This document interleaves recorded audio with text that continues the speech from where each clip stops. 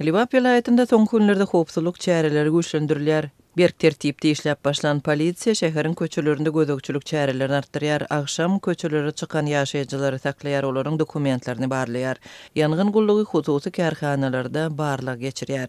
20-nji noýabrdan başlap Liwap vilayetiniň polisiýa müdürligi tarapyndan güýçlendirilen iş tertibi getip gelýän bitaraplyk güne we täze ýyl bayramçylygy sebäpli görülýän taýýarlyklar bilen baglanşykly diýip adatlyň yerli habarçysy maglumat berdi.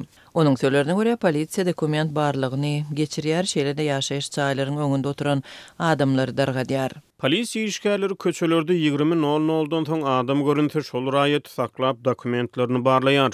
Köp gatly ýaşaýyş çaýlarynyň umumy howlularyny diňe alyp toplanyp oturan adamlary öýle öýüňde girinleyip etrapçylaryň içine awtoulogly aýlanýan polisiýa toplanyp oturan adamlary dargadýar. Diýip habarçymyz gurrun berdi. Polisiýanyň gözegçiligi vilayet ilatynyň durmuşyna täsir etirdi. Şol sanda dukanlaryň iş sagatlarynyň kemelmegine getirdi. Mundan öň akşam saat 21-e çenli işlemäge ruhsady bolan hususy dukanlar indi 20:00-da ýapylmaly edildi. Hususy dukanlary saat 20:00-dan soň ýapmak hut döwlet dukanlaryna degişli iş tertibi geçmek buýruldy. Diýip Liwaply telekeçiler bilen gepleşen habarçymyz aýdar.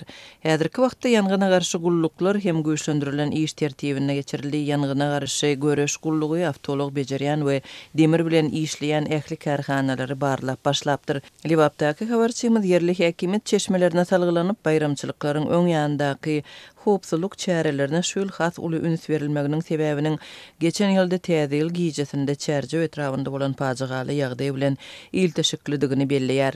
Ýatlasak Liwap vilayetiniň çärje etrafynda täze ýyl bayramçylygynda öýde ýasalan petardlaryň partlamasy zararly 3 adam helak boldy we 20-den gowrak adam yaralandy.